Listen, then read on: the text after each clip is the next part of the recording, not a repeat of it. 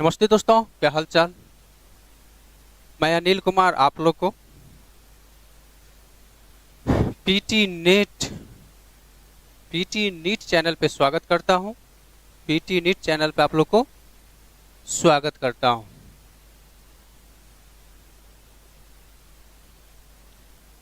तो आज से इस चैनल पर जो है नया चैनल बना है और आप लोग हेल्प कीजिएगा तो ये चैनल बहुत आगे बढ़ेगा। इस चैनल पे आपको आज से रेगुलर 20 नीट का प्रीवियस ईयर क्वेश्चन डेली आएगा। इस पे ध्यान रखना, इसमें कुछ चीज़ लिखे हुए हैं, उस पर भी ध्यान देना है। क्या है? NEET previous year questions 20 questions daily आएगा। सॉल्यूशन विद एक्सप्लेनेशन के साथ सॉल्यूशन करेंगे। और इसमें क्या है, चैप्टर है, अभी चैप्टर है unit and measurement. Unit and measurement में जो यूनिट एंड डायमेंशन से क्वेश्चन है उस क्वेश्चन को हम सॉल्व करेंगे। 20 क्वेश्चन। कितना क्वेश्चन करेंगे हम लोग आज सॉल्व? 20 से आगे भी बढ़ सकता है, लेकिन 20 हमारा ये है, जिसमें हमारा ये लेक्चर फर्स्ट है। ये लेक्चर फर्स्ट है, मेरा नाम हो गया। और आप लोग जो है अब मैं मदद कीजिएगा तो हम लोग बहुत जल्दी आगे बढ़ जाएंगे। आपके साथ साथ हमारे साथ साथ आप भी आगे बढ़िएगा और आपके साथ साथ हम भी आगे बढ़ेंगे। तो चलते हैं आज की पहला क्वेश्चन पे। और पहला क्वेश्चन ये है, the thermal conductivity is the unit of thermal conductivity. The unit of thermal conductivity. तो आप बोलोगे सर इसका तो याद कर लेने में फायदा है, तो क्यों हम इसको एक्सप्लेनेशन करें? एक्सप्लेनेशन करने से क्या होता है, हमारे पास एक्सपीरियंस आ जाती है, अनुभव आती है, कोई भी चीज़ हार्ड नहीं लगता है। रट रट के पढ़ने से अच्छा है कि हम समझ के, थोड़ा देर ही सही समझ के पढ़ें। ऐसे समझना है कि मान लो कोई ये चालक होती है। क्या होती है? कोई चालक। ध्यान रखना है, ये कोई क्या है? चालक है। चालक कहने का मतलब ये हो गया कि अगर ये कोई हीट का चालक है। किसका चालक है? हीट का, क्योंकि यहाँ थर्मल कंडक्टिविटी की बात कर रहा है। इसका area of cross section A है और इसकी लंबाई कितनी है? एल। ठीक है। यहाँ की टेम्परेचर T1 और यहाँ की टेम्परेचर T2। ग्रेटर क्या हो जाएगा? T2। इस दिशा में हीट का फ्लो होता है। इस दिशा में क्या होती है? हीट का फ्लो होता है। तो यहाँ पर दोनों के बीच का चेंज इन टेम्परेचर क्या हो गया?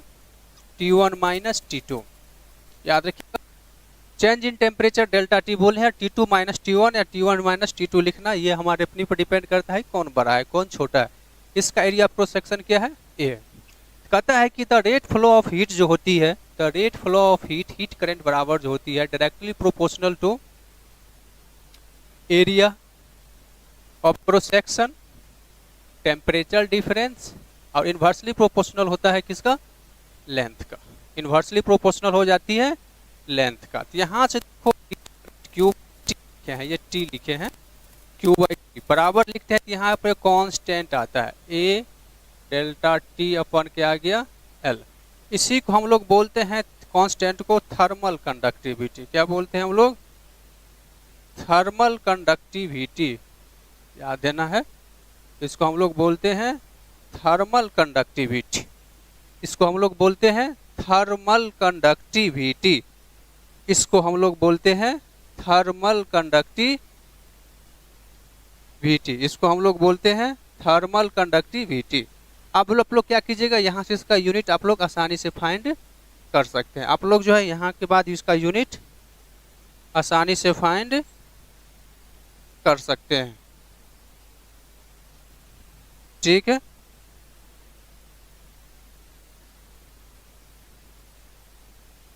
आप लोग जो है यहाँ से आसानी से इसका जो है यूनिट फाइंड कर सकते हैं।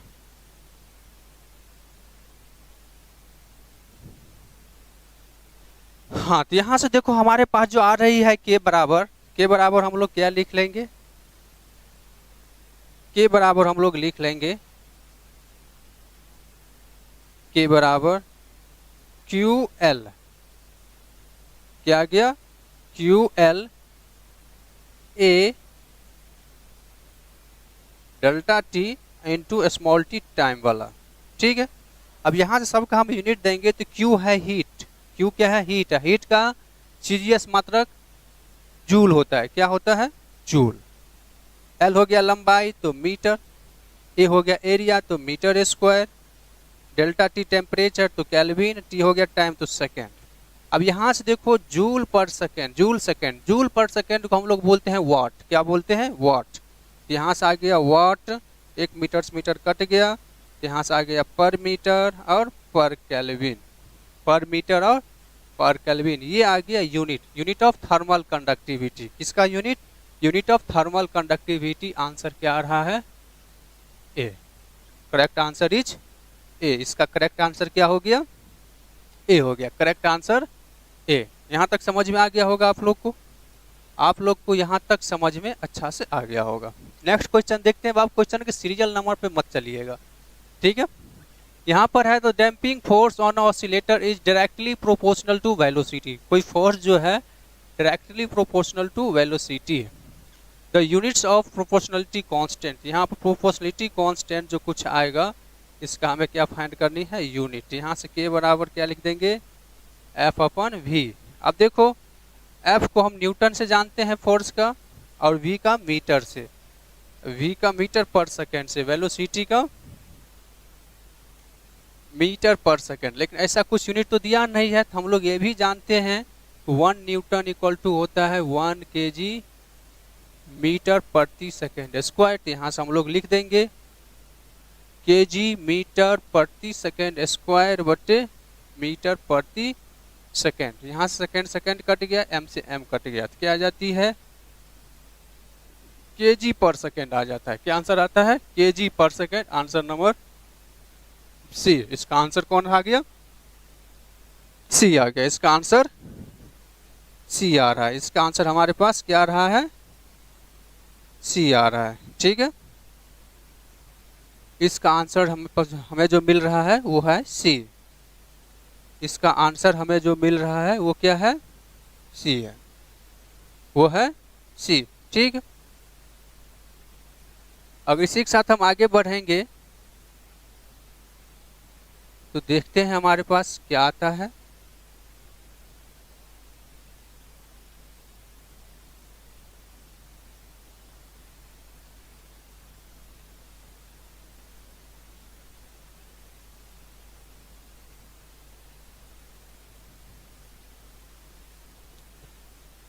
आगे बढ़ते हैं। कहता है the unit of permittivity of खाली space epsilon zero. Epsilon zero का परमिटिविटी पूछ रहा है। तो देखो हमारे पास कूलम्ब्स लॉ क्लास 12th में होता है 1/4 pi epsilon zero Q1 Q2 अपन R स्क्वायर। ये पढ़े थे कहीं ना कहीं, ये पढ़े थे। तो यहीं पे क्या है? एप्सिलॉन जीरो है। तो यहीं पे एप्सिलॉन जीरो लिख देंगे तो क्या लिख देंगे? 1/4 pi F Q1 into Q2 by R square. यहाँ से क्या गया? तो यहाँ से Q1 Q2 का कूलम्ब गुने कूलम्ब, कूलम्ब स्क्वायर प्रति फोर्स का 4 पाई यूनिट लेस होगा फोर्स का न्यूटन और दूरी का मीटर स्क्वायर। तो मीटर स्क्वायर क्या आ गया? कूलम्ब स्क्वायर पर newton metre square, coulomb square पर newton metre square. Answer number C is correct. Answer number C is correct. ये जो लिखा हुआ है इधर ईयर लिखा हुआ है, किस ईयर में पूछा गया है? नीट में, एम्स में, सॉरी नीट में और AIPMT में। पहले AIPMT से आता था, अब नीट आ गया है। अगर यहाँ तक आप लोग को क्लियर है तो हम आगे बढ़ते हैं इसी के साथ। और आगे हमारे पास आती है ये डायमेंशन ऑफ स्ट्रेस। स्ट्रेस का डायमेंशन निकालना है। अब डायमेंशन पे आ गए स्ट्रेस। एक बोलोगे सर आप 3 नंबर सीधा 15 नंबर आ गए। अब हम भी कॉपी क्वेश्चन को कॉपी पेस्ट मारे हैं, तो इसलिए सीरियल नंबर हम चेंज नहीं किए हैं।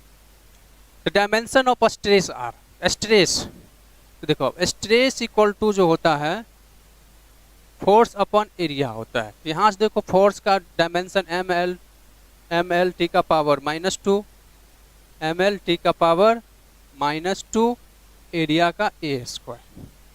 यहाँ से हमारे पास आ जाता है ml, एरिया का l स्क्वायर होता है, a स्क्वायर यहाँ पर लिखा गया है, एरिया का l स्क्वायर। तो l का पावर -1 हो जाएगा और t का पावर -2, ये -2 है, ठीक है। इस तरह से देखेंगे तो हमारे पास आ रहा है ml का पावर -1 और t का power -2। Answer number D is correct. Answer number D is correct. Answer number D is correct. Correct answer क्या आ गया इसका? डी। नेक्स्ट क्वेश्चन है कि the pair of quantities having same dimension. ऐसा कौन सा पेयर ऑफ क्वांटिटी है जिसका डायमेंशन क्या है? सेम है। तो देखो इम्पल्स ये नंबर को चेक करते हैं। ए में इम्पल्स इक्वल टू होता है फोर्स इनटू टाइम। यहाँ से इसका डायमेंशन देखें तो mlt का पावर -2 इंटू टाइम का t। तो यहाँ से आ जाता है mlt का पावर -1। ठीक है, उसके बाद है सरफेस टेंशन। सरफेस टेंशन को t से लिखते हैं और इस होता है फोर्स पर यूनिट लेंथ। यहाँ से क्या आ जाती है mlt का पावर -2 अब बाई l, मतलब क्या आ गया mt का पावर -2।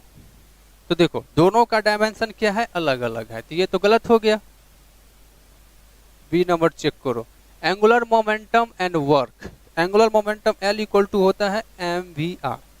तो यहाँ से देखो तो m दे देंगे, v का lt का पावर -1 और r का l। यहाँ से क्या आ जाता है ml2 t का पावर -1। इसके बाद क्या है वर्क, तो वर्क का डायमेंशन जानते हैं ml2 t का पावर -2 होता है। तो देखो ये भी क्या हो गया गलत, क्योंकि हमारे पास हैविंग सेम डायमेंशन कर रहा है, सेम डायमेंशन इसका भी नहीं हुआ। वर्क एंड टॉर्क, देखो सी नंबर, वर्क का क्या होता है ml2 t का पावर -2 और टॉर्क इक्वल टू होता है rf या r क्रॉस f। यहाँ से देखना है तो L और ml t का पावर -2। तो हमारे पास टॉर्क और वर्क का डायमेंशन क्या आ जाती है, सेम आ जाता है। तो ये क्या है, सही है। तीसरा है डी में यंग्स मॉडुलस और एनर्जी। यंग्स मॉडुलस और एनर्जी, यंग्स मॉडुलस y होता है, स्ट्रेस बाय स्ट्रेन होता है। क्या होता है बाबू, स्ट्रेस बाय स्ट्रेन। ठीक है, तो स्ट्रेस बाय स्ट्रेन जो होता है इसका डायमेंशन क्या होता है, ये तो डायमेंशन लेस हो जाता है।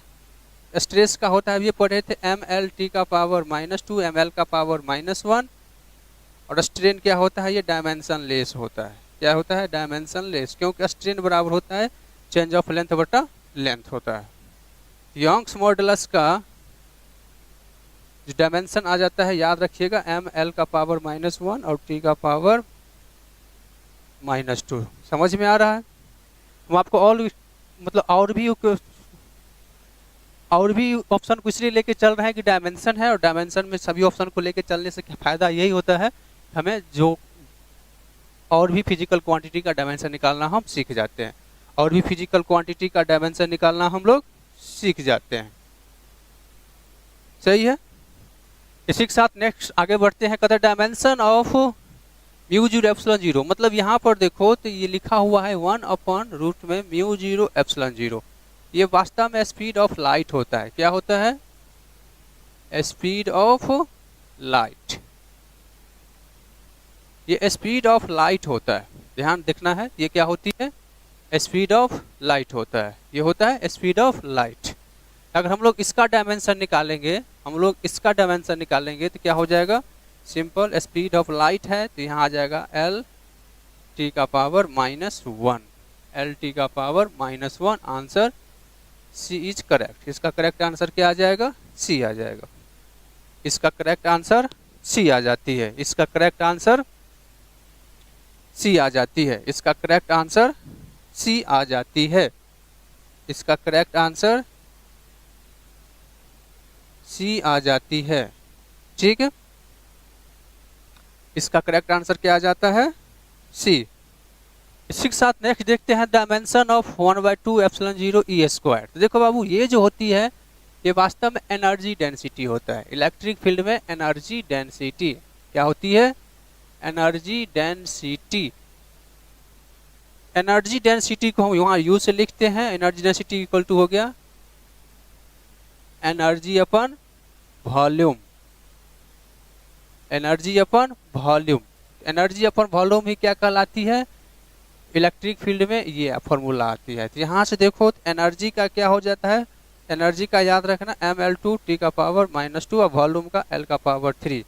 यहाँ से आ जाता है ml का पावर -1 और t का पावर -2। ml का पावर -1 t का पावर -2। इसका option number B is correct. Option number B is correct. Correct option क्या आ रही है, बी। करेक्ट ऑप्शन क्या आ रहा है इसमें, बी आ रहा है। इसका करेक्ट ऑप्शन बी आ रहा है। समझ में आया? इसका करेक्ट ऑप्शन क्या आ रहा है? बी। इसका करेक्ट ऑप्शन आ रहा है बी। इसका करेक्ट आंसर बी। ठीक, इसलिए नेक्स्ट क्वेश्चन की ओर बढ़ते हैं। कहता है if dimension of physical quantity are given by, इस प्रकार से दिया हुआ है, then the physical quantity will be. इसमें से क्या होगा? मतलब यहां पर देखो हमारे पास है m के पावर a, l का पावर b और t का पावर c है। ठीक है, इसमें कह रहा है क्या? इसमें कह रहा है, ध्यान से देखना कि वैल्यू ct में अगर हम निकालेंगे बाबू, तो इसका डायमेंशन अगर हम निकालेंगे तो क्या होती है? m 0, l का पावर 1 और t का पावर -1। तो देखो इसमें a का वैल्यू 1 दिया है, लेकिन a का वैल्यू क्या आता है? 0। तो ये गलत है। ये क्या है? गलत है। ये क्या हो गया? गलत हो गया। मतलब एक्सेलरेशन में, एक्सेलरेशन का जब हम लोग निकालेंगे डायमेंशन, तो क्या आता है? एल टी का पावर -2। इसमें भी, लेकिन यहाँ पर क्या दिया है? 0। ये भी गलत है। प्रेशर, डी नंबर क्या है? प्रेशर। प्रेशर इक्वल का डायमेंशन होता है एम एल का पावर -1 और टी का पावर -2। ये प्रेशर का डायमेंशन हम फाइंड किए थे पीछे।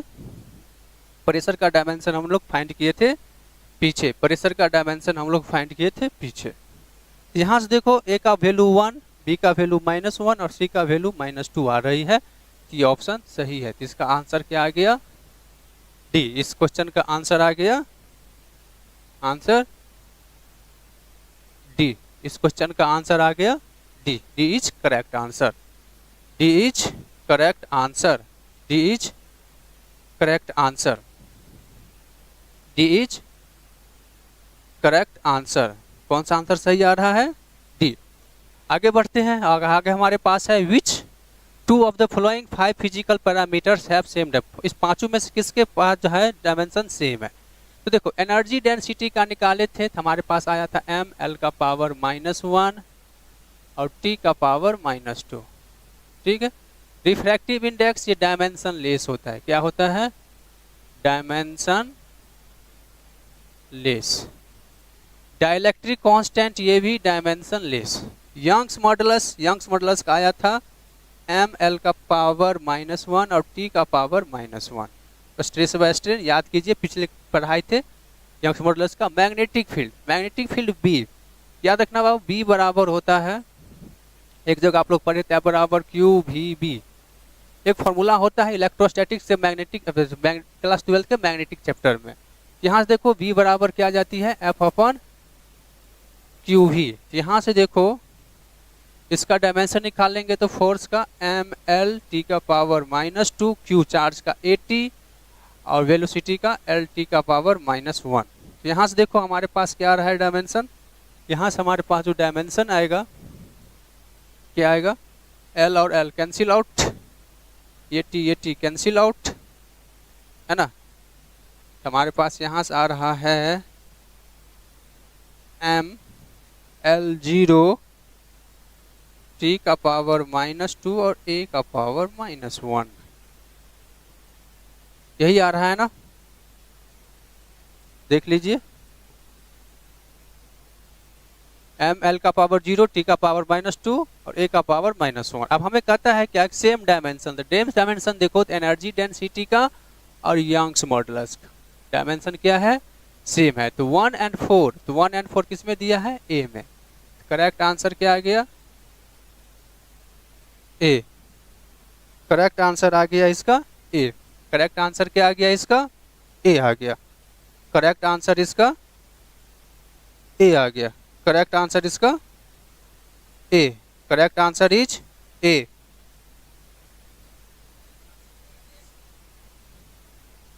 Correct answer is A. अब ये करेक्ट आंसर ए आ गया तो हम आगे बढ़ते हैं। अगला क्वेश्चन आप लोग भी बताएं तो कमेंट बॉक्स में, चैट में आंसर दे सकते हैं। लाइव के बाद देख रहे हैं तो कमेंट में आंसर दे सकते हैं। कमेंट में आंसर दे सकते हैं।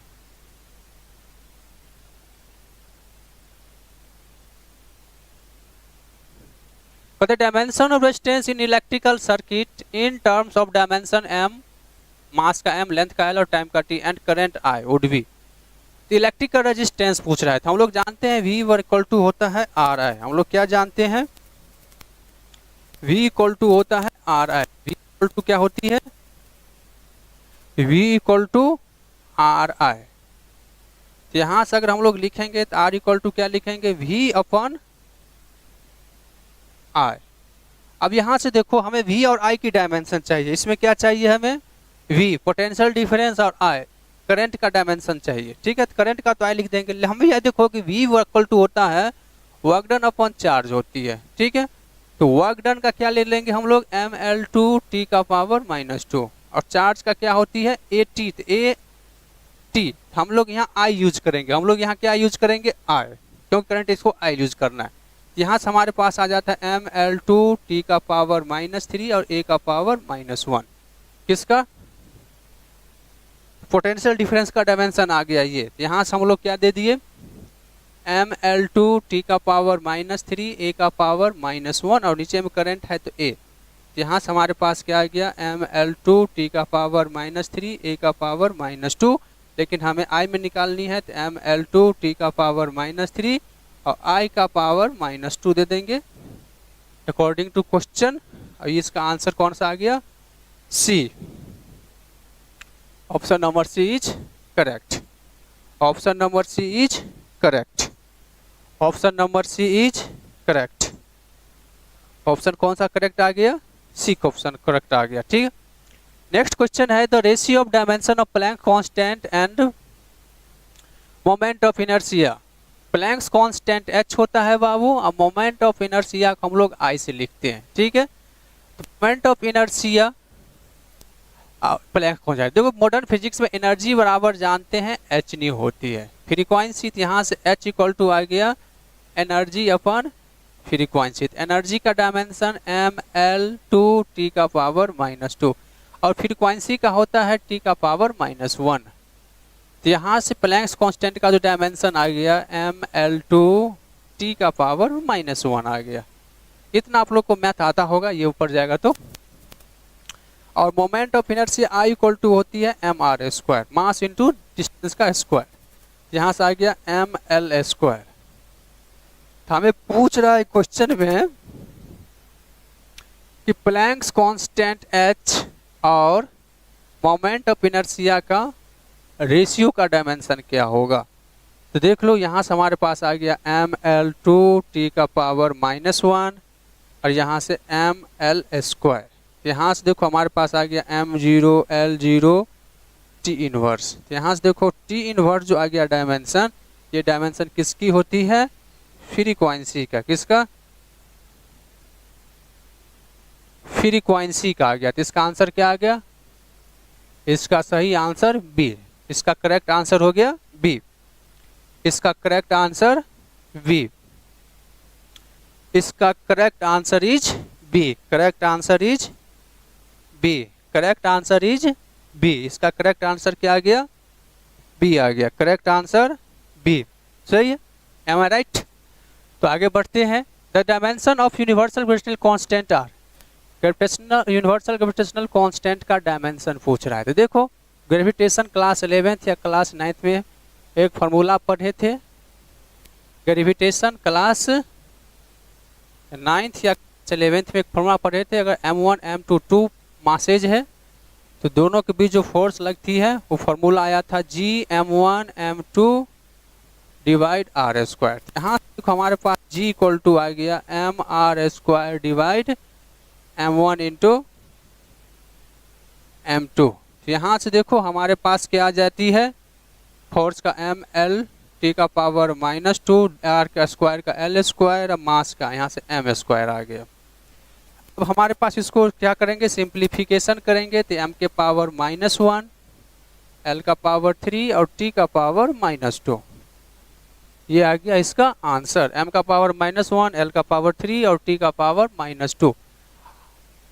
ये आ गया। आप ये मत सोचना कि यहाँ से स्टार्ट किए हैं तो आगे नहीं बढ़ेंगे। हम क्वेश्चन को बता रहे हैं टारगेट ऐसा रख के चले हैं कि आने वाले नीट के एग्जाम तक सभी क्वेश्चन बैंक का सभी क्वेश्चन को हम सॉल्व कर देंगे, क्वेश्चन बैंक के सभी क्वेश्चन को सॉल्व कर देंगे।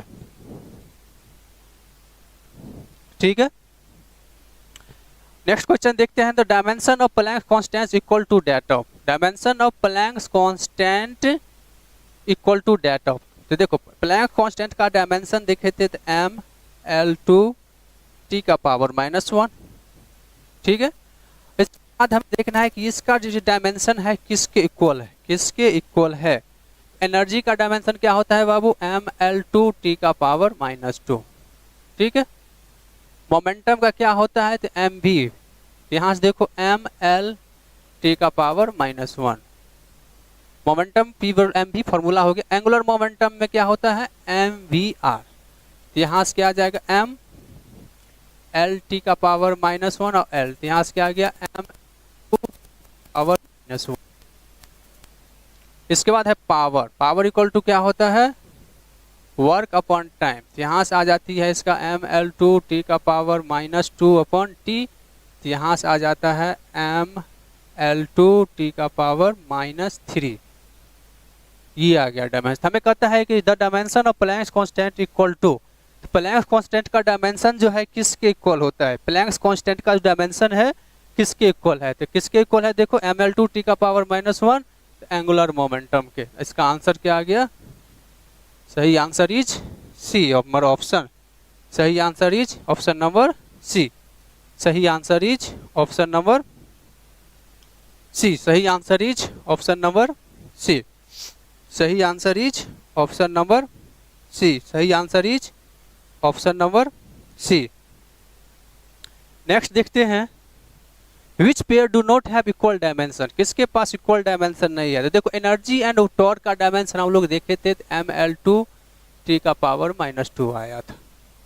फोर्स एंड इम्पल्स, तो देखो फोर्स का डायमेंशन क्या था ml2 t का पावर -2, लेकिन इम्पल्स का डायमेंशन क्या था ml2 और t का पावर -1। क्यों, क्योंकि इसका फॉर्मूला था फोर्स इनटू टाइम, इसलिए इसमें t में डिफरेंट आ गया। तो इसका ये सही आंसर हो गया। एंगुलर मोमेंटम प्लैंक कांस्टेंट का भी देखे हैं डायमेंशन, इसका क्या है ml2 t का पावर -1।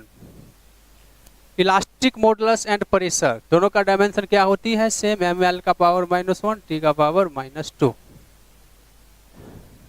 लेकिन फोर्स में क्या होता है, B number option is correct answer. ये 2000 का क्वेश्चन है, correct answer is B, correct answer is B. इसका करेक्ट आंसर क्या आ गया, बी आ गया। नेक्स्ट है हमारे पास the dimension of impulse are equal to that of, impulse का डायमेंशन किसके इक्वल होगा। इम्पल्स का डायमेंशन क्या था ml t का पावर -1 है ना, तो प्रेशर का डायमेंशन क्या है ml का पावर -1 t का पावर -2। लीनियर मोमेंटम क्या होती है mv, तो इसका डायमेंशन क्या है ml t का पावर -1। फोर्स और एंगुलर मोमेंटम, तो फोर्स का है ml2 t का पावर -2। यहाँ की चीज गड़बड़ हो गया, ml होता है ये, ठीक है। और एंगुलर मोमेंटम ml2 t का पावर -1 सबका डायमेंशन होता है। तो कहता है क्या कि इम्पल्स का डायमेंशन किसके इक्वल है, तो लीनियर मोमेंटम का। सही option is B, right option is B. 26 का ऑप्शन क्या आ गया, बी आ गया। 26 का option is B is correct answer, 26 का आंसर बी। नेक्स्ट क्वेश्चन है which of the following dimension will be same that as of time. तो देखो टाइम के इक्वल किसका डायमेंशन होगा, इसको अगर सॉल्व करेंगे तो बहुत ज्यादा जाएगा। इसको ऐसा, इसका आंसर ए आता है L/R होता है। क्या होता है L/R। तो इसको हम थ्योरी में भी पढ़ाया जाता है, फिर भी आप लोग इसको डिटेल में कर लेते हैं। क्या कर लेते हैं डिटेल में। सबसे पहले ये देख लो कि यहाँ R L और C है, मतलब R है C है और L है। R को हम लोग बोलते हैं रेसिस्टेंस, C को बोलते हैं कैपेसिटेंस, L को बोलते हैं इंडक्टेंस। हम इस तीनों का डायमेंशन एक बार निकाल लेते हैं, तो आर का डायमेंशन कहीं पे निकाले थे इसी में, तो उसको हम छोड़ देते हैं। तो आर का डायमेंशन हम निकाले थे इसी में, तो आर का डायमेंशन क्या आया था हमें, ml2 t का पावर -3 a का पावर -2 आया था। ठीक है, लेकिन कैपेसिटेंस का निकालेंगे तो याद रखना, यहाँ पर ध्यान देना, C बराबर होता है Q/V। ठीक है, तो यहाँ से देखो Q बराबर हम लोग 80 लिख देंगे। अब पोटेंशियल का क्या दे देंगे, निकाले थे ml2 t का पावर -3 और a का पावर -1। यहाँ से क्या आ जाती है, m का पावर -1, l का पावर -2, t का पावर 4 और a स्क्वायर। यहाँ से क्या आ गया इसका, m का पावर -1, l का पावर -2, t का पावर 4 और a स्क्वायर, ये आ गया। और L इंडक्टेंस होता है। तो देखो हम लोग पढ़े थे EMF बराबर, क्लास 12 में इलेक्ट्रोमैग्नेटिक इंडक्शन चैप्टर में है, क्लास 12 इलेक्ट्रोमैग्नेटिक इंडक्शन चैप्टर में है, E = L di/dt, माइनस लगा रहता है।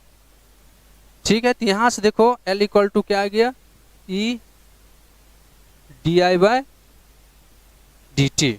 हमें डायमेंशन फाइंड करनी है, तो डायमेंशन देखो, जो EMF का डायमेंशन होता है वही का डायमेंशन होता है, जो EMF का डायमेंशन होता है वही का डायमेंशन होता है। यहाँ से आ गया इसका ml2 t का पावर -3 और a का पावर -1। देखो पोटेंशियल डिफरेंस और EMF का डायमेंशन क्या होता है, सेम होता है, लेकिन दोनों अलग अलग चीजें हैं। जैसे हम लोग आगे बढ़ेंगे ना, वैसे से हमारा कंफ्यूजन भी दूर होते जाएगा। यहाँ पर क्या है, di/dt, I का A और टाइम t है तो t का पावर -1 दे देते हैं। यहाँ से इसका डायमेंशन क्या आ जाता है, ml2 t4 है ना, t का पावर ऊपर में जाएगा तो -2 हो जाएगा, और a का पावर -2 आ गया। अब यहाँ से देख लें, हमारे पास क्या आ गया, ml2 t का पावर -2 और a स्क्वायर। अब देखना है हमें ऑप्शन से, इसमें से कौन सही आएगा। ऑप्शन से देखना है किसमें कौन सा सही आएगा, इसमें कौन सा ऑप्शन सही होगा। तो देखो सिर्फ t बचना चाहिए, डायमेंशन ऑफ टाइम, टाइम का डायमेंशन आना चाहिए, मतलब हमें क्या आना चाहिए, सिर्फ और सिर्फ t आना चाहिए। तो देखो L/R है, पहला ऑप्शन क्या है, L/R, L ये है और R ये है, तो L/R करेंगे, ध्यान से देखना, L/R करेंगे, L/R ऊपर में L का डायमेंशन देंगे, ml2 t का पावर -2 और a का पावर -2, और नीचे R देंगे तो ml2 t का पावर -3 और a का पावर -2। ये सब तो कट रहा है, बच क्या रहा है, सिर्फ और सिर्फ t बच रहा है। तो ऑप्शन नंबर कौन हो गया सही, A। ठीक है, और भी आ रहा है, RC को करो तो R और C को करो गुना, R और C को गुना करोगे तो ये 0 ये 0, ये याद रखना। यहाँ से RC का भी डायमेंशन निकालेंगे तो ये किसके इक्वल आएगा, टाइम का। और LC करो तो LC में देखो तो LC का जब हम डायमेंशन निकालेंगे ये आ जाएगा हमारे पास t² के बराबर, किसके बराबर, t²। तो रूट LC का डायमेंशन किसके इक्वल हो जाता है, t के इक्वल आ जाता है, ये ध्यान रखना है। ये भी हम आपको क्या किए हैं, इसी क्वेश्चन के साथ हम थोड़ा आगे बता दिए हैं, इसी क्वेश्चन के साथ हम क्या किए हैं, थोड़ा आगे भी बता दिए हैं। नेक्स्ट हमारे पास है the dimension of RC is, RC का डायमेंशन किसके इक्वल होगा, टाइम का। आंसर नंबर कौन सा सही हो गया, C, 1905 का क्वेश्चन है। अगला क्वेश्चन है which of the following has dimension of pressure, pressure का डायमेंशन कितनी होती है, ml का पावर -1 और t का पावर -2। ये क्वेश्चन 2 बार पूछा है, इसका सही answer is B। Next question देख लो, of the following quantities which has dimension different from remaining 3, remaining 3 से किसका डिफरेंट डायमेंशन, एनर्जी पर यूनिट वॉल्यूम, एनर्जी पर यूनिट वॉल्यूम का डायमेंशन है ml का पावर -1 t का पावर -2। फोर्स पर यूनिट एरिया प्रेशर का डायमेंशन भी है एम एल का पावर -1 और टी का power -2। Product of voltage and charge पर यूनिट वॉल्यूम, एंगुलर मोमेंटम का डायमेंशन है ml2 टी का पावर -1 होता है। तो इसका ऑप्शन तो क्या आना चाहिए, डी ही आना चाहिए, क्योंकि कहता है कि of the flowing quantity which has one has dimension different from remaining 3। तो मतलब डिफरेंट किसका है, इसी का, इस दोनों से, इससे भी होगा ही क्योंकि क्वेश्चन ही वैसे दिया हुआ है। Product of voltage and charge पर यूनिट वॉल्यूम, तो यहाँ पर हमें कहता है प्रोडक्ट ऑफ वोल्टेज और चार्ज पर यूनिट वॉल्यूम, ये वॉल्यूम है वो वोल्टेज है, ठीक ना। तो यहाँ से देखो अगर डायमेंशन निकालेंगे तो वोल्टेज का क्या होती है, ml2 टी का पावर -3 ए का पावर -1, चार्ज का AT और वॉल्यूम का L का पावर 3। तो यहाँ से देखो हमारे पास आ जाती है ml का पावर -1 टी का पावर -2 और A0। इसको इसी दोनों का बराबर आ गया। इसका सही आंसर कौन सा हो गया, डी। इसका सही आंसर हो गया D. D is correct answer, D is correct answer, D is correct answer. इसका सही आंसर क्या आ गया, डी। नेक्स्ट क्वेश्चन देखते हैं। तो dimension formula of magnetic flux, magnetic flux का डायमेंशन पूछा है। Magnetic flux phi equal to होता है B.A, ठीक है। तो यहाँ से देखो B का डायमेंशन हम निकाले थे, याद नहीं है हमें क्योंकि अभी निकाले थे, याद नहीं है तो कोई बात नहीं, निकाल लेते हैं। तो F बराबर होती है QVB, क्या होती है QVB। तो B बराबर F अपॉन QV। तो यहाँ से आ गया ml2 टी का पावर ml टी का पावर -2,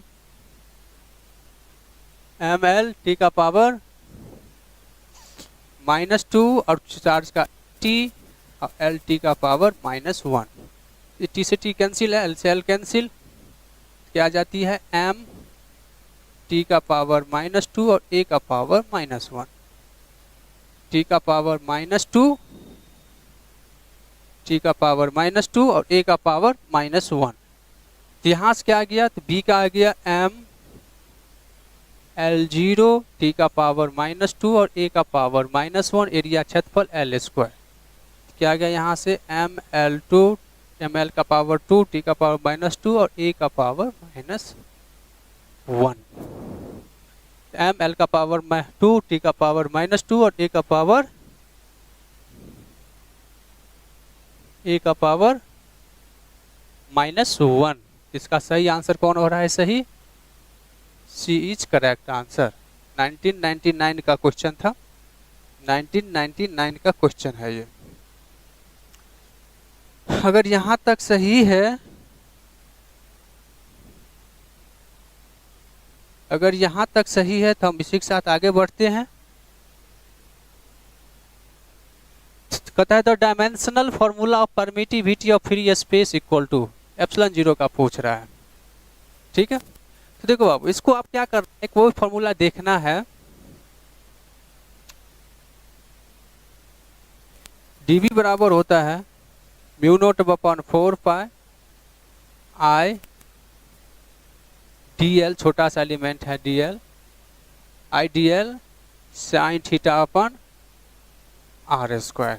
ये भी एक फॉर्मूला होता है और यहाँ से हम लोग भी क्या कर सकते हैं, इसका डायमेंशन फाइंड कर सकते हैं। जिस फॉर्मूला में परमिटिविटी ये है वहाँ से हम इसका फॉर्मूला फाइंड कर सकते हैं। तो यहाँ से देखो μ0 बराबर क्या आ गया, dv/r² डिवाइड I dl।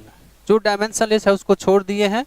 तो मैग्नेटिक फील्ड का डायमेंशन क्या है, तो मैग्नेटिक फील्ड का डायमेंशन अभी जस्ट देखे हैं, m t का पावर -2 a का पावर -1, m t का पावर -2 a का पावर -1, I का a, dl लेंथ का l। यहाँ से हमें क्या मिल जाता है, यहाँ से हमें मिल जाता है r² है ना, तो यहाँ l² भी होगा। देखिए l से l कैंसिल आउट हो जाती है, तो हमारे पास आ जाता है m l t का पावर -2 और a का पावर -2, m l t का पावर -2, m l t का पावर -2, a का पावर -2। सही ऑप्शन इज ए। मतलब ऐसे भी क्या करना है, डायमेंशन फार्मूला में सबसे बड़ी बात यही होती है, हमें जिस फिजिकल क्वांटिटी का यूनिट और डायमेंशन फाइंड करना होता है उसका हमें जो है फॉर्मूला याद होना जरूरी होता है। फॉर्मूला याद, उसका संबंध किसी न किसी फिजिकल क्वांटिटी से हमें जरूरी होता है। According to Newton's viscous, the viscous force acting between liquid layer of area A and velocity gradient delta V by delta Z है, is given by where eta is the coefficient of, इसको the dimension formula of eta is, eta का dimension formula निकालना है। देखो यहाँ ईटा बराबर लिख देंगे, फार्मूला से क्या लिख देंगे, एफ डेल्टा जेड, यही लिखेंगे ना, ईटा रख रहे हैं तो ए डेल्टा वी। तो यहाँ से देखो फोर्स का डायमेंशन आ गया एम एल टी का पावर -2, ये क्या है, ये लेंथ है, एल ये एरिया एल स्क्वायर, ये वी है तो एल टी का पावर -1, ये एल एल कैंसिल आउट हो गया। यहाँ से आ जाता है हमारे पास एम एल का पावर -1 टी का पावर -1, एम एल का पावर -1 टी का पावर -1। याद भी रखना है, इसका आंसर कौन आ गया, D. D is correct answer, D is correct answer, D is correct answer, D is correct answer, D is correct answer.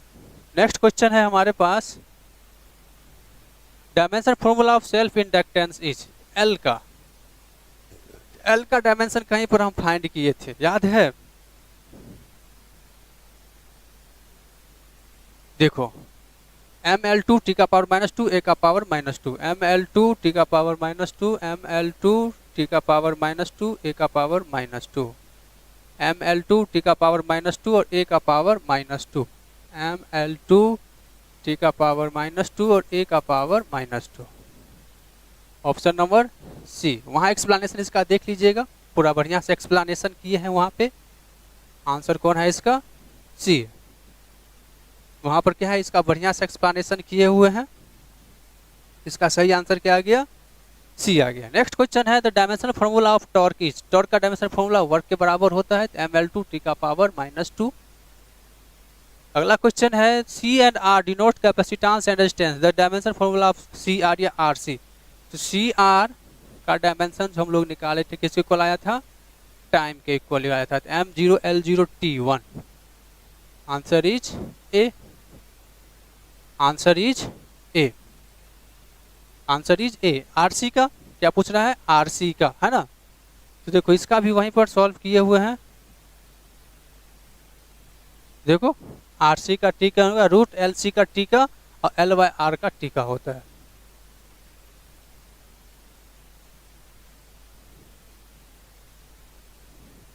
इसके बाद हमारे पास dimension formula of angular momentum, angular moment का डायमेंशन क्या बोले थे, इसका ये फार्मूला याद रखना, एम वी आर, यहाँ समय आ जाता है ml2 टी का पावर -1, ml2 टी का पावर -1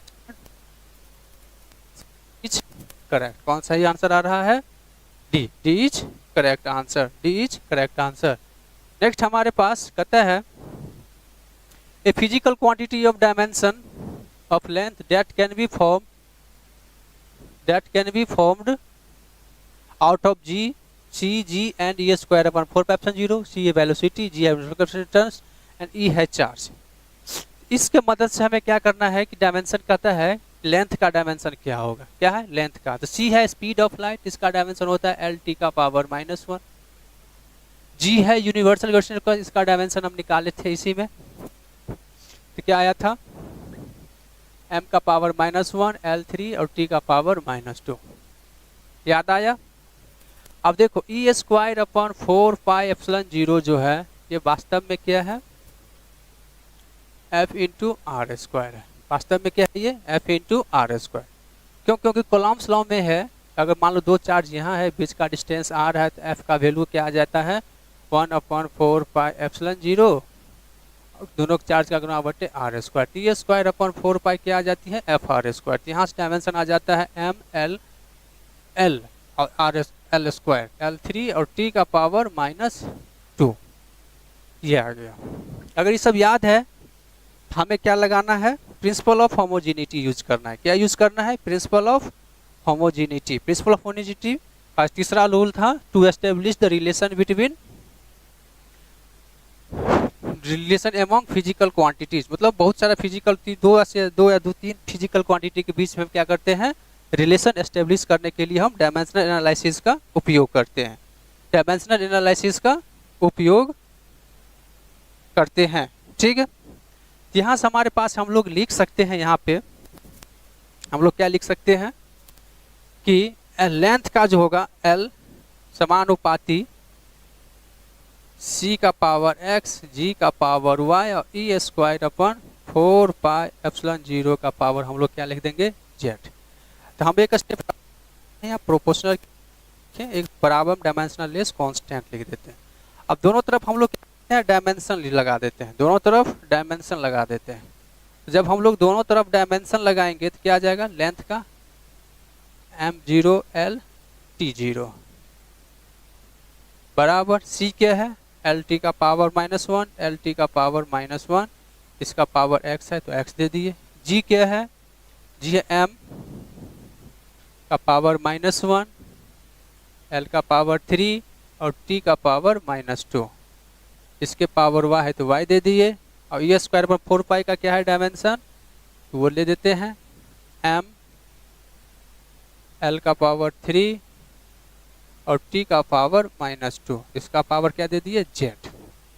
अब क्या करते हैं, रीअरेंज करते हैं, इसको हम लोग सॉल्व करेंगे, रीअरेंज करते हैं। क्या करते हैं, इसको हम लोग अब रीअरेंज करते हैं। हम उम्मीद करते हैं आप लोग को यहाँ से आगे आता होगा, यहाँ से आगे जो है कुछ ना कुछ जरूर आता होगा, यहाँ से आगे आप लोगों को कुछ ना कुछ जरूर आता होगा, यहाँ से आगे आप लोग को कुछ ना कुछ जरूर आता होगा। ठीक है, तो देखते हैं हम लोग देखते हैं। तो यहाँ पर देखो हमारे पास क्या है m है, तो m के पावर यहाँ पर देखो -1 इंटू वाई -y, यहाँ पर क्या है पावर 1 और z तो प्लस z। l का पावर देख लो तो यहाँ l का पावर x है, यहाँ से 3 है तो प्लस 3y, यहाँ भी 3 है तो प्लस 3z।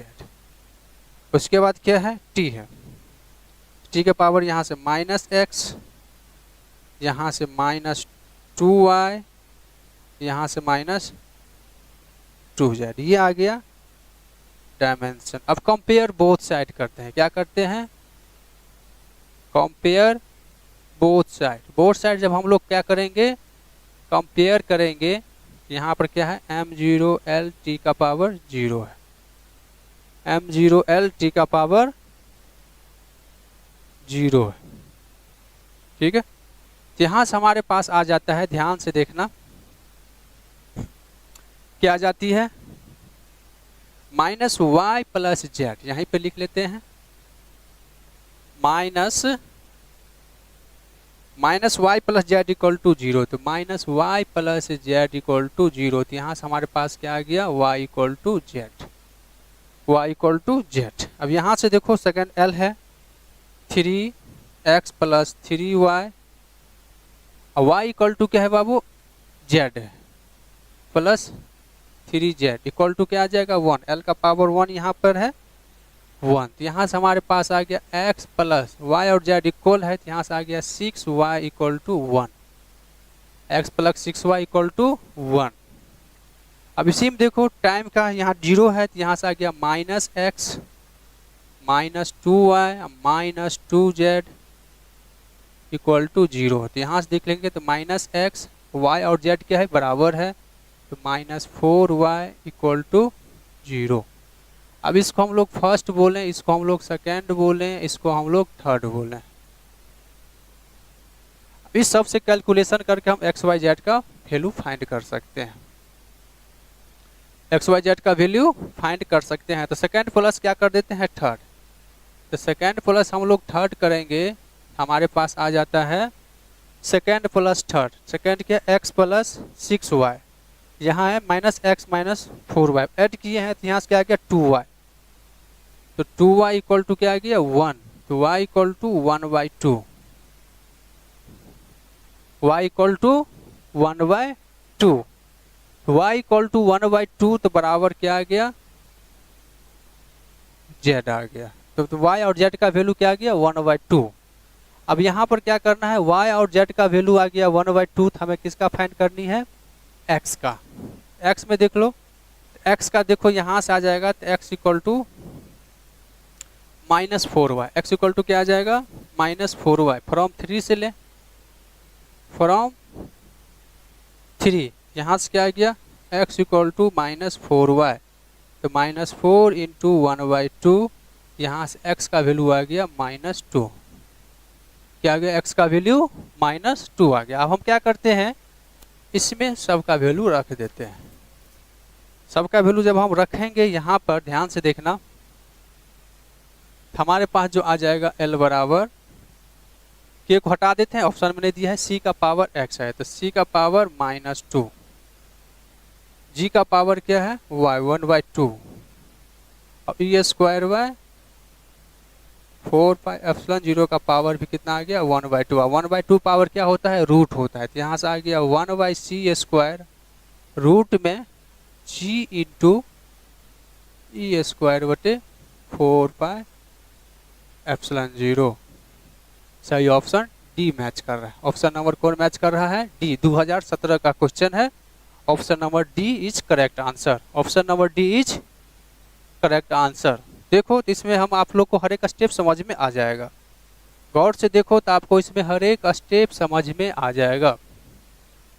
गौर से देखिए तो आपको इसमें हर एक स्टेप समझ में आ जाएगा, आपको इसमें हर एक स्टेप समझ में आ जाएगा, आपको इसमें हर एक स्टेप समझ में आ जाएगा।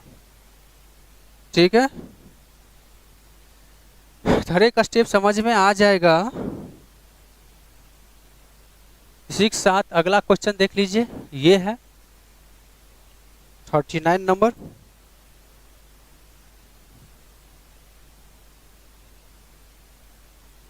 इसको आप लोग बना सकते हैं, उसी प्रोसेस पे है, उसी प्रोसेस पे ये भी क्वेश्चन है, उसी प्रोसेस पर ये भी क्वेश्चन है।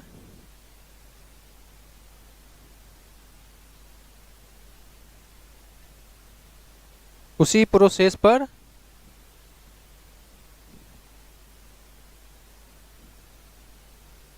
ये भी क्वेश्चन है।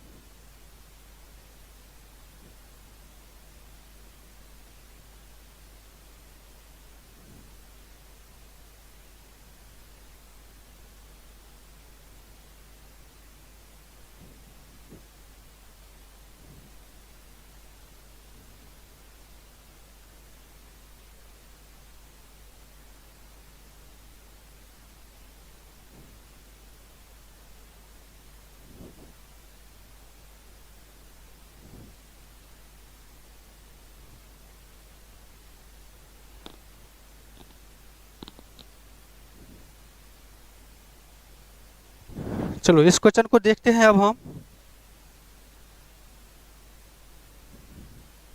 11 क्वेश्चन और बताना है, इसमें 11 क्वेश्चन और बताना है, इसमें जो है 11 क्वेश्चन और बताना है। ज़्यादा समय तो नहीं हुआ है, अभी 54 मिनट हुआ है, कुछ दिक्कत नहीं। Planck's constant h, speed of light in vacuum c, and Newton's gravitational constant g are three fundamental constants. Which of the following combination of these dimension of length? Length find करनी है तीनों से।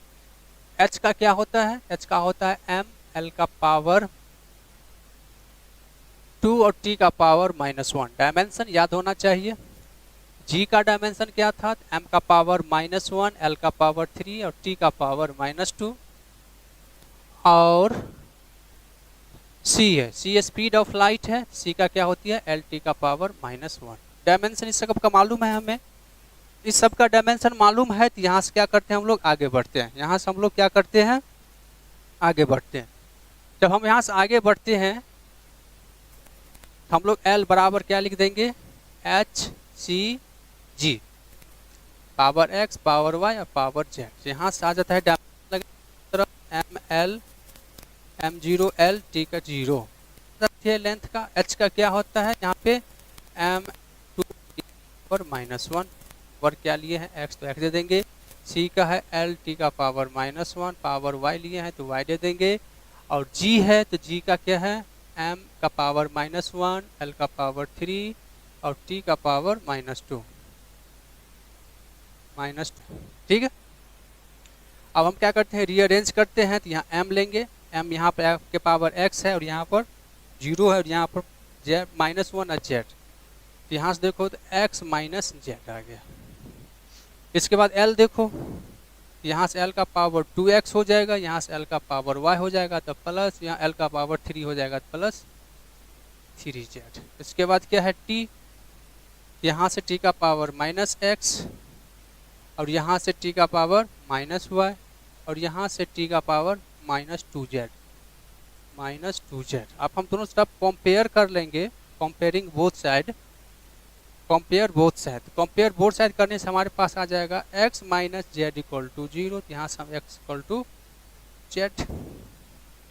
इसके बाद क्या है 2x plus Y plus 3z equal to 1, l का power यहाँ क्या है 1 आ जाएगा। अब यहाँ पर देखो x प्लस जेड है, तो यहाँ से क्या आ गया, इसको भी x लिख सकते हैं, तो 2x plus 3x 5x plus Y equal to 1 रहने दो। इसके बाद हमारे पास क्या है t, तो -x -y या -2z का वैल्यू क्या आ गया 0, तो यहाँ से देखो x इक्वल टू z है तो -3x -y इक्वल टू क्या आ गया 0, -3x -y इक्वल टू 0। उम्मीद करते हैं यहाँ तक आप लोग को अच्छा समझ में आता होगा। बिल्कुल प्रोसेस, इससे प्रैक्टिस करने से क्या होता है कि आप लोग को रिहर्सल मिल जाता है, प्रोसेस समझ में आ जाता है। अब यहाँ पर देखो ये क्वेश्चन है सेकेंड, ये है थर्ड, ये है फर्स्ट। अब हम क्या करते हैं थर्ड प्लस क्या कर देते हैं, थर्ड सेकेंड प्लस थर्ड कर देते हैं, second plus 2 equal to Z. x और z का वैल्यू आ गया, तो हमें y का वैल्यू फाइंड करना है, तो y इक्वल टू आ जाएगा यहाँ से -3x, मतलब -3 इंटू 1/2, मतलब -3/2 आ गया। क्या आ गया -3/2, y का वैल्यू -3/2, x का वैल्यू 1/2, z का वैल्यू 1/2, ठीक है। हमें क्या करना है, इस वैल्यू को डालना है यहाँ पे, यहाँ से l इक्वल टू लिख देंगे, तो h का पावर क्या है, बीच में कोई डायमेंशनलेस कांस्टेंट होता है, ठीक ना, इस सब को इसमें आंसर मेंशन नहीं किया इसलिए हम छोड़ दिए थे। h का पावर x का पावर 1/2, c का पावर -3/2 और g का पावर 1/2। यहाँ से देखो रूट में तो hg आ गया, बट डिवाइड में आ गया c का power 3/2। Answer number A is correct. कौन सा आंसर सही हो गया, A, answer A is correct, answer A is correct, answer answer A is correct, answer A is correct. Answer कौन सही हो गया, ए सही हो गया, answer A is correct, answer A is correct, answer A is correct, सही है। तो 11 क्वेश्चन और बताना है, ये है, कहता है if dimension of critical velocity VC of liquid flowing through a tube expressed as दिया हुआ है इस प्रकार से, वेयर ईटा है, eta rho and R, coefficient of viscosity of liquid, density of liquid and radius of tube respective, the value of X Y Z R. इसमें X Y Z का ही वैल्यू फाइंड करनी है। तो देखो यहाँ पे क्रिटिकल वेलोसिटी को एक्सप्रेस किया है यहाँ से, मतलब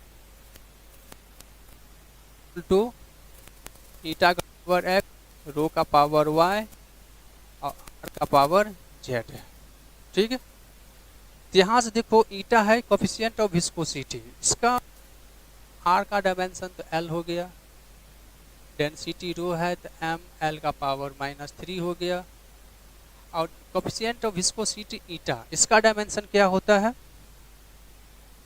याद कीजिए। अगर याद नहीं है तो हम पीछे चले जाते हैं, कहीं तो फाइंड किए थे, यहाँ क्या है एम एल का पावर -1 और टी का पावर -1, एम एल का पावर -1, टी का पावर -1, एम एल का पावर -1 और टी का पावर -1। इस सबको याद ही रखने में फायदा है। अब इस पर सेट कर देंगे, तो यहाँ पर देखो इसका डायमेंशन है m0 l t का पावर -1, ठीक है। यहाँ से देखो तो m l का पावर -1 t का पावर -1, पावर कितना x, डेंसिटी है, रो क्या है डेंसिटी, यहाँ से m l का पावर -3 और उसके बाद है r l का पावर z। ये 2015 का क्वेश्चन है ना, बहुत लेटेस्ट क्वेश्चन है ये। यहाँ से देखो तो m का पावर आ गया x प्लस वाई, l का पावर देखो तो -x -3y प्लस z, और t का पावर देखो तो -x। सही है। अब दोनों साइड हम लोग कंपेयर करेंगे तो हमारे पास आ जाता है x plus Y equal to 0, -x -3y plus z equal to 1, और -x का वैल्यू बराबर -1, x इक्वल टू आ गया 1, x इक्वल टू जब 1 आ गया, y इक्वल टू आ गया -x मतलब -1। यहाँ से देखो तो x का वैल्यू 1 आ गया तो -1, y का वैल्यू -1, यहाँ से आ जाएगा +3 या प्लस z इक्वल टू 1, तो z का वैल्यू आ गया 3 माइनस हुआ तो -2, ये कैसे आ गया,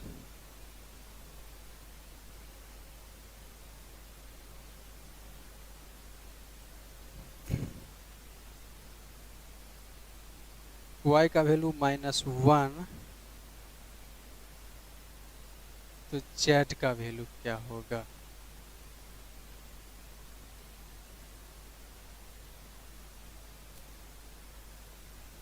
कहीं गलती नहीं किए हैं,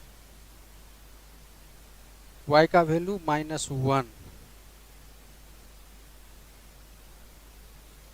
y का वैल्यू -1, x का वैल्यू 1, तो z का वैल्यू क्या होगा,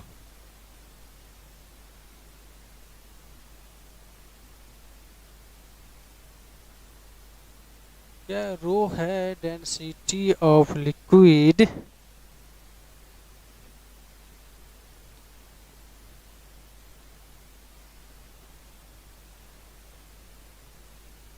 डेंसिटी ऑफ लिक्विड का density mass upon volume m l का पावर -3 सही दिए हैं।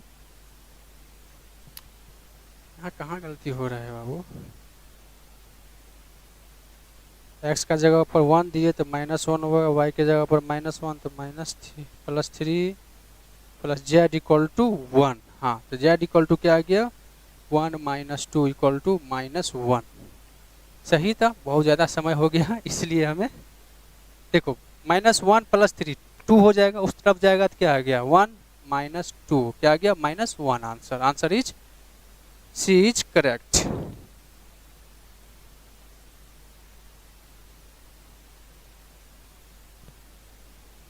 ठीक है,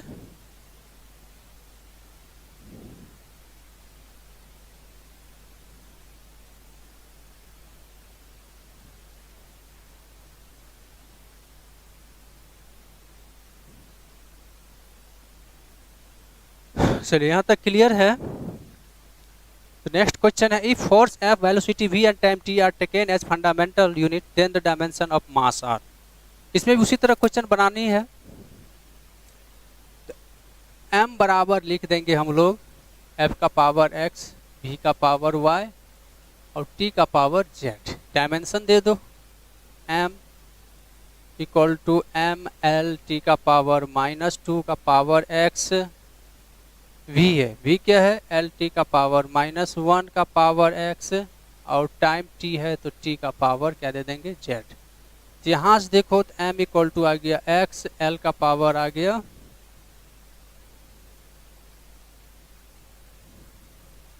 m का पावर आ गया यहाँ से x, l का पावर यहाँ से आ गया ये y है बाबू।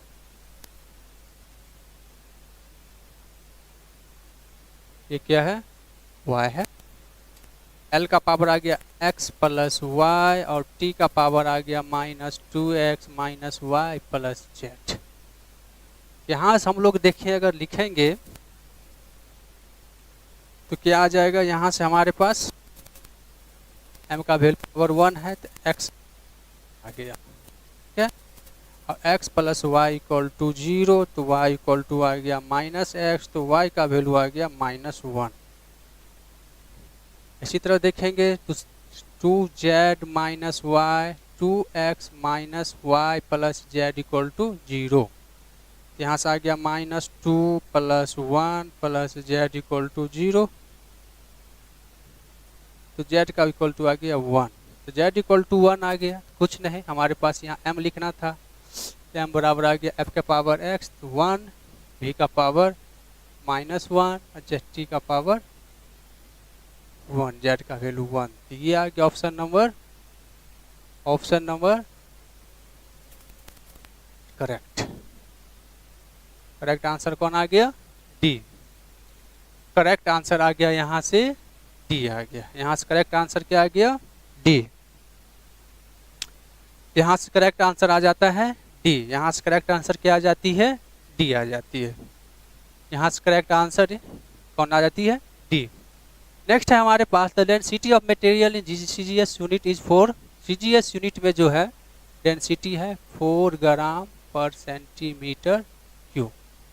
दिखता है क्या दूसरे यूनिट में क्या होगा जब लेंथ को 10 सेंटीमीटर और मास को 100 ग्राम में मापा जाएगा, तो देखो हमारे पास है 4 ग्राम पर सेंटीमीटर क्यूब बराबर जो हो जाएगा, यहाँ पर 4 ग्राम की जगह क्या दे देंगे 100 ग्राम, बट्टे में सेंटीमीटर कितना 10 है, तो 10 सेंटीमीटर का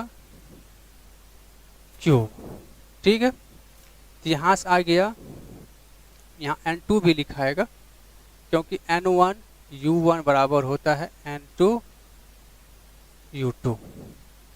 ऐसे भी लिख देखते हैं, डायमेंशन भी यूज कर सकते हैं, कोई दिक्कत नहीं है। हम लोग जानते हैं ना N1 M1 बटा M2 का पावर A, L1 बटा L2 का पावर B और T1 बटा T2 का पावर C। तो यहाँ से निकालेंगे तो N2 का वैल्यू हमारे पास आ जाएगा, कितना आ जाएगा 40 आ जाएगा, कितना आ जाएगा 40, और यहाँ से भी आ जाएगा। लेकिन ये प्रोसेस हमेशा सही नहीं रहता है, ये गलत भी हो जाता है, लेकिन ये सही रहता है। तो यहाँ पर देखो सबसे पहले यहाँ पर क्या है डेंसिटी, डेंसिटी का क्या होता है डायमेंशन मास अपॉन वॉल्यूम ml का पावर -3, ठीक है, ml का पावर -3। N1 का वैल्यू है 4, ठीक है 4। इसके बाद है हमारे पास M1 को ग्राम में लिया गया है 1 ग्राम बट्टे में M2 100 ग्राम, ठीक है। इसके बाद L1 है, L1 दे देंगे 1 सेंटीमीटर, तो हमारे पास आता है L2, L2 में कितना आ जाएगा 10 सेंटीमीटर। इसके पावर कितना है -3, इधर तो पावर 0 है जिसको हटा, यहाँ से क्या आ जाती है, यहाँ से ग्राम ग्राम कैंसिल आउट, यहाँ से आ जाता है 4 गुने 1/100, गुने में देखो 1/10 के पावर -3 आ जाएगा, कितना आ जाएगा 10 के पावर -3, यहाँ से आ जाएगा 4 गुने 10 40 ही आंसर आएगा। Answer C is correct, answer C is correct. Correct answer क्या आ गया सी।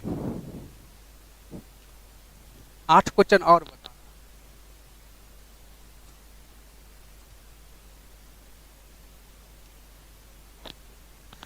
8 क्वेश्चन और बताना है। नेक्स्ट क्वेश्चन है the velocity v of a particle at time t is given by v equal to दिया है at plus b by t plus c। कहता है where a b c are constant the dimension of a b and c, a b और c का dimension पूछ रहा है। तो देखो v का डायमेंशन होता है lt का पावर -1, होमोजेनिटी क्या कहती है कि v का डायमेंशन बराबर at का डायमेंशन बराबर क्या होगा b plus t plus c का डायमेंशन, सभी टर्म का डायमेंशन सेम होना चाहिए। तो यहाँ से c का डायमेंशन क्या आ जाएगा टी आ जाएगा। ठीक है, क्योंकि दोनों जोड़ में है, दोनों जोड़ में है तो टी प्लस और सी का डायमेंशन क्या होगा, सेम होगा। आगे हमारे पास है ए टी, ए टी का डायमेंशन क्या आ जाएगा, एल टी का पावर -1, क्या आ जाएगा, एल टी का पावर -1 टी, एल टी का पावर -2। इसी तरह क्या करना है, बी का डायमेंशन निकालना है, तो हम लोग लिख सकते हैं बी या नीचे में क्या है टी बराबर एल टी का पावर -1, एल टी का पावर -1, तो यहाँ से बी का डायमेंशन आ जाता है एल आ जाता है, क्या आ जाता है एल, बी का डायमेंशन एल आ जाता है।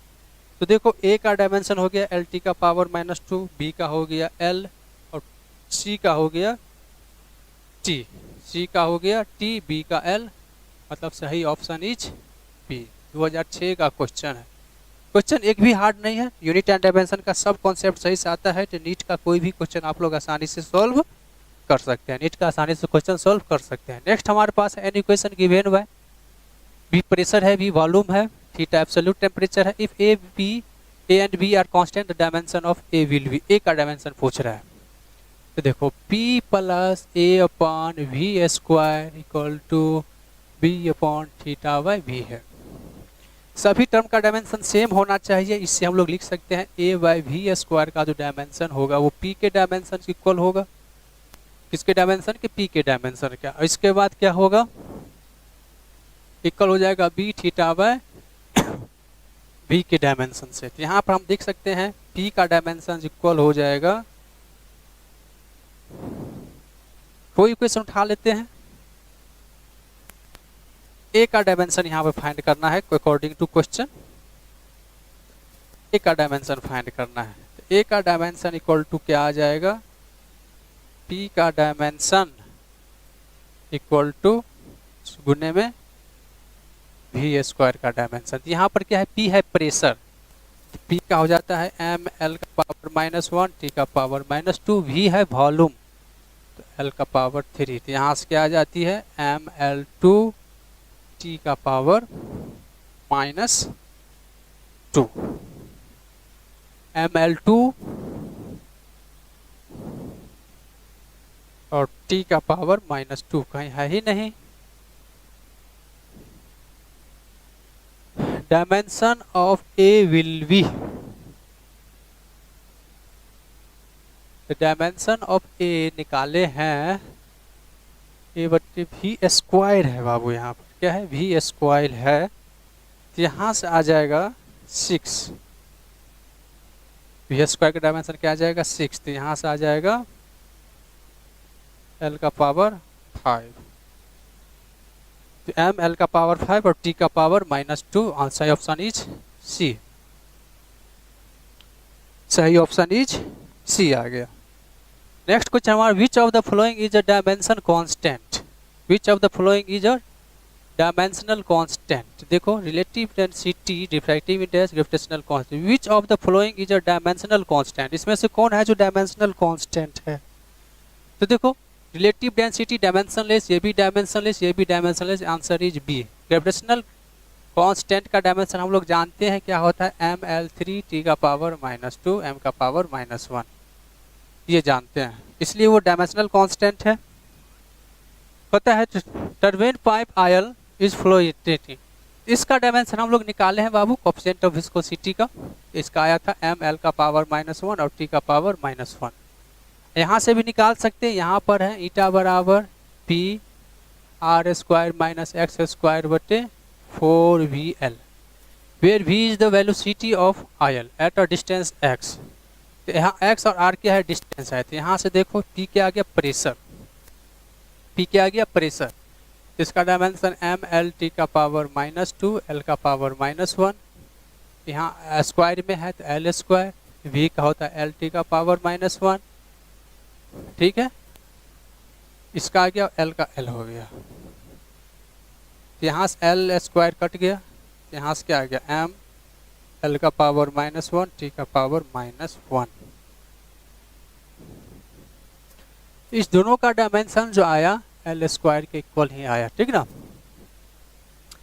The time dependence of physical quantity p equal to दिया हुआ है p नोट, e का पावर माइनस 80 स्क्वायर। कहता है क्या, where A is constant and T is the time the constant A का डायमेंशन निकालना है। ए का डायमेंशन मतलब ये देखो, ए टी जो स्क्वायर है यहाँ पे, ये क्या होगा, डायमेंशन लेस होगा। क्या होगा, डायमेंशन लेस, क्योंकि एक्सपोनेंशियल क्या होती है, डायमेंशन लेस होता है। यहाँ से ए का डायमेंशन क्या आ जाएगा, 1/t² मतलब टी का पावर -2 आ गया। हैज डायमेंशन टी का power -2, answer B is correct. ठीक है, answer B is correct. Next question हमारे पास है, P represent radiation pressure, C represent speed of light, S represent the P represent radiation pressure, radiation pressure. ठीक है, 48 number question है।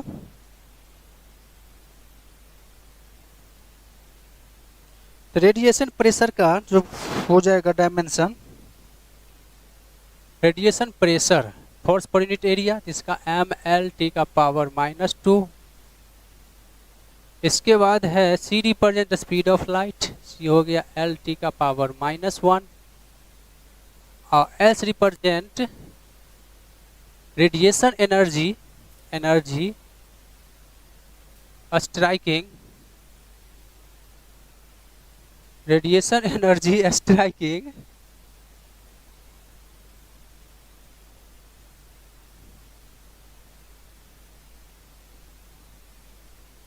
Radiation energy striking पर unit area पर second, पर unit area पर सेकेंड। यहाँ से इसका डायमेंशन आ जाएगा ml2 t का पावर -2, एरिया का L², टाइम का t। यहाँ से आ जाता है इसका डायमेंशन ml0 t का पावर -3, t का पावर -3। ठीक है, तो हमें क्या करना है, बस होमोजेनिटी प्रिंसिपल यूज कर लेंगे। यहाँ से हम XYZ का वैल्यू फाइंड कर लेंगे, XYZ का वैल्यू फाइंड कर लेंगे। तो कहता है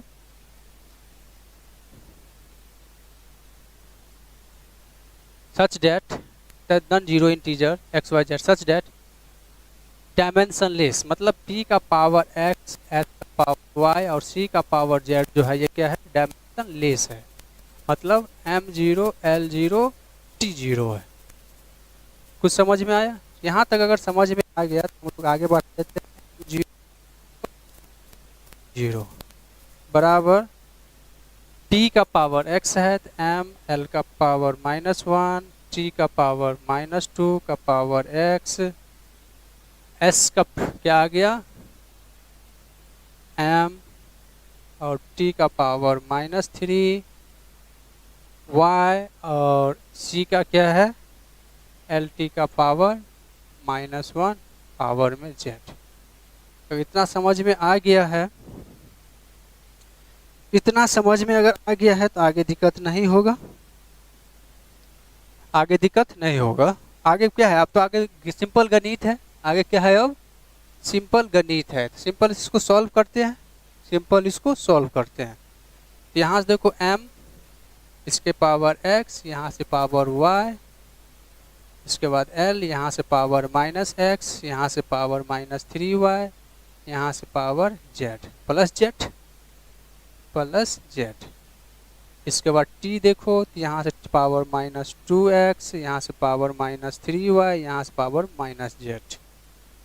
अब इस सब को क्या करेंगे, सॉल्व करेंगे। तो यहाँ से देखो x + y इक्वल टू क्या मिल रहा है, 0, तो x equal to -y,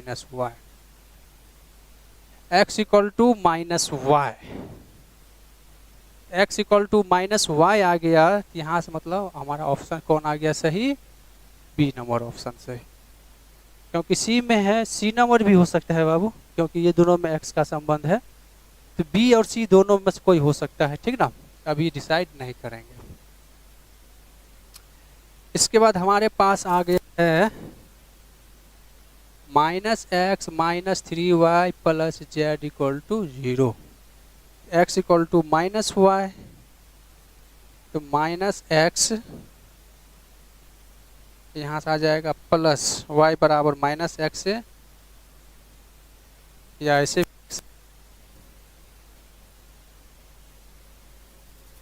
x equal to minus Y, तो यहाँ से y प्लस में y हो जाएगा -3y plus Z equal to 0, तो -2y plus Z equal to 0,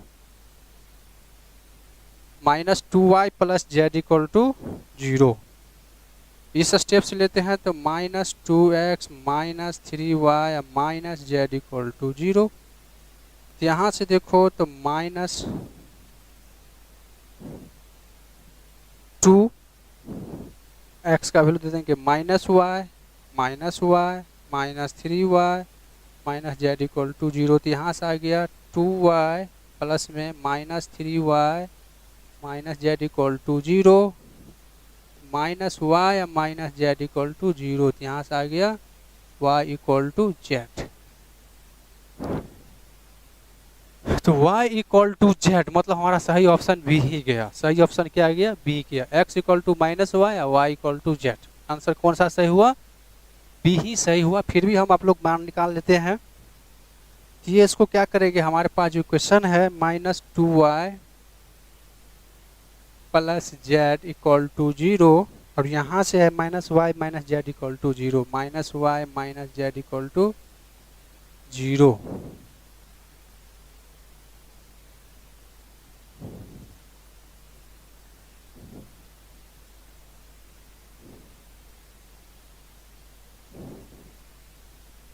कुछ गलती नहीं न किए हैं?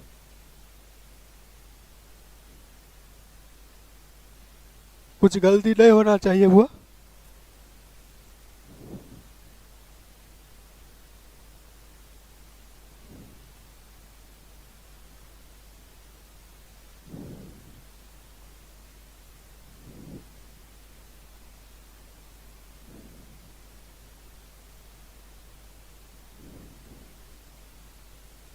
एक चीज गलती हो गया यार, इसमें ये कहाँ से आ गया?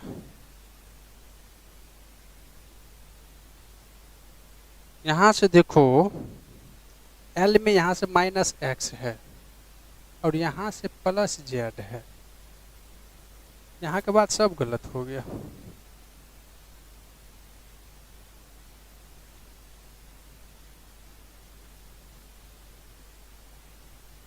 यहाँ के बाद सब गलत हो गया।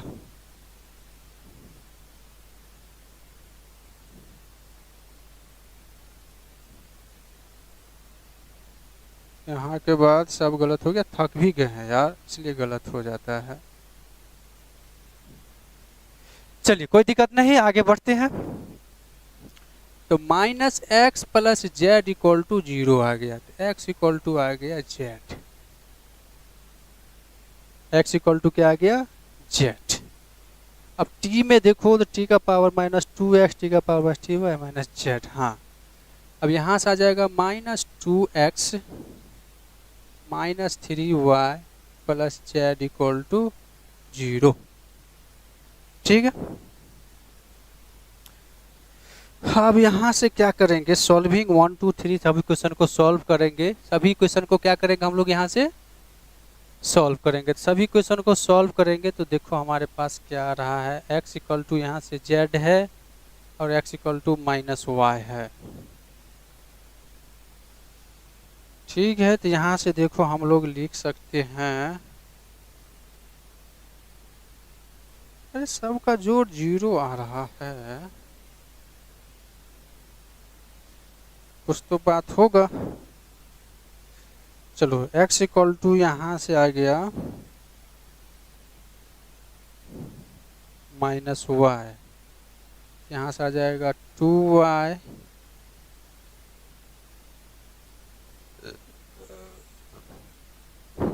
-3y plus Z equal to 0।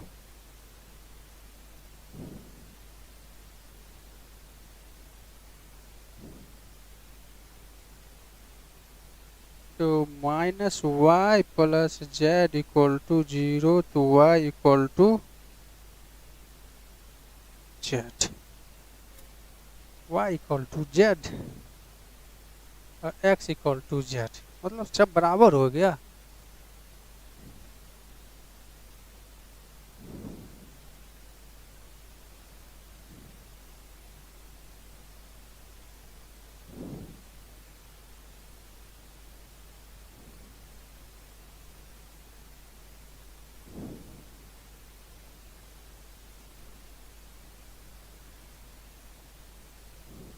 इसको सॉल्व करना है बाबू। क्या करना है?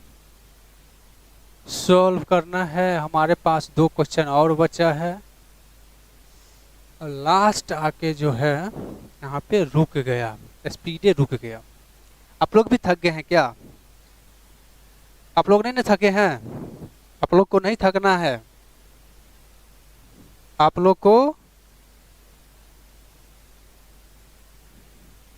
को नहीं थकना है। यहां से वही सॉल्व करेंगे।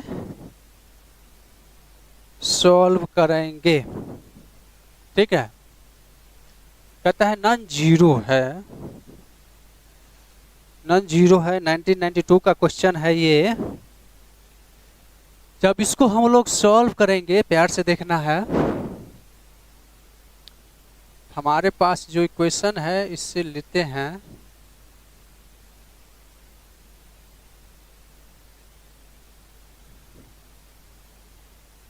इससे जब लेते हैं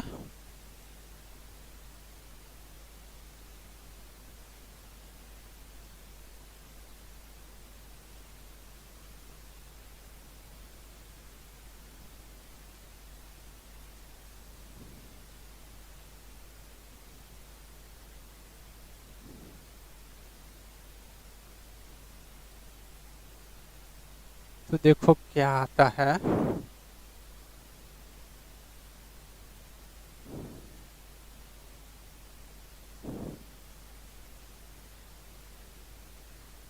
y equal to Z. Answer तो बी ही आएगा। आंसर बी आ गया, लेकिन कैसे?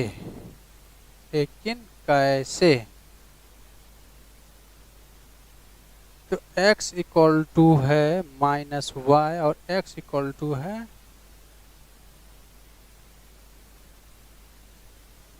Minus x equal to Z. यही तो प्रॉब्लम है, यही तो प्रॉब्लम हो रहा है। क्वेश्चन में कहीं गलती तो नहीं लिखी है। Minus X plus Y equal to 0 सही है। Minus X plus Z equal to 0 सही है। माइनस 2x माइनस 3y, एक गलती जो है दिमाग खराब कर देता है।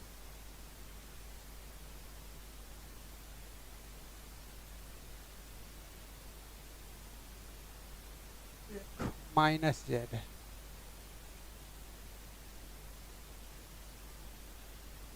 माइनस जेड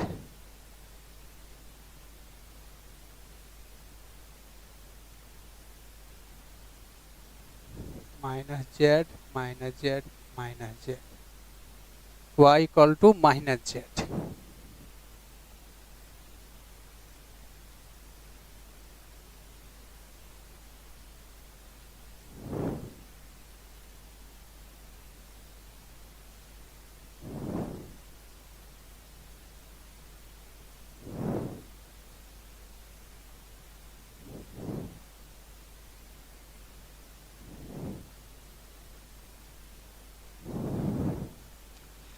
ठीक है भाई, इसको सॉल्व करते हैं हम। सॉल्व तो करना है इसको। x plus Y equal to 0, x minus X plus Z equal to 0। Third equation हमारा ये है minus 2x minus 3y minus Z equal to 0।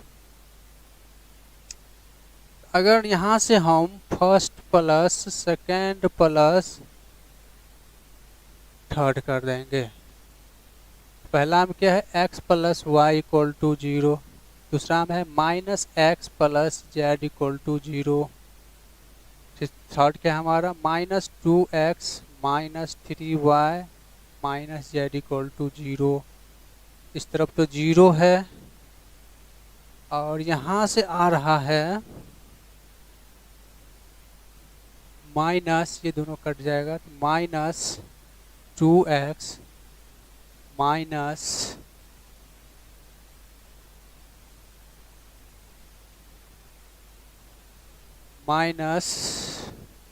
क्या आ जाएगा 3y equal to 0।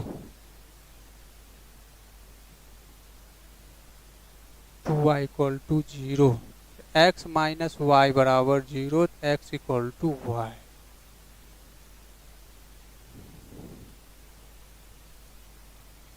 x equal to minus Y था यार, ऐसे ही समझना है। नन जीरो है, सॉल्व करेंगे तो हमारे पास इसका सही आंसर क्या आ जाएगा, x equal to minus Y. तो देखो x equal to minus Y है और y इक्वल टू क्या है,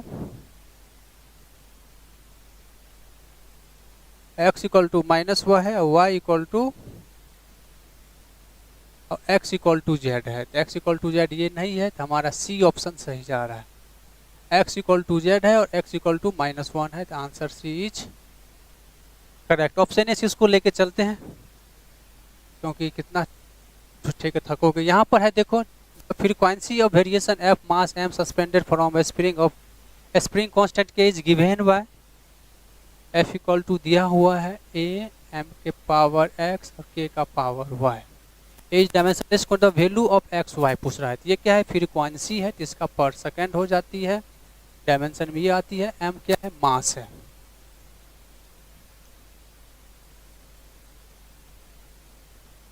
तो मास का यहाँ से m होगा, इसका पावर x। उसके बाद स्प्रिंग कांस्टेंट है k इक्वल टू होता है f बाई एक्स, इसका डायमेंशन m L0 t का पावर माइनस 2।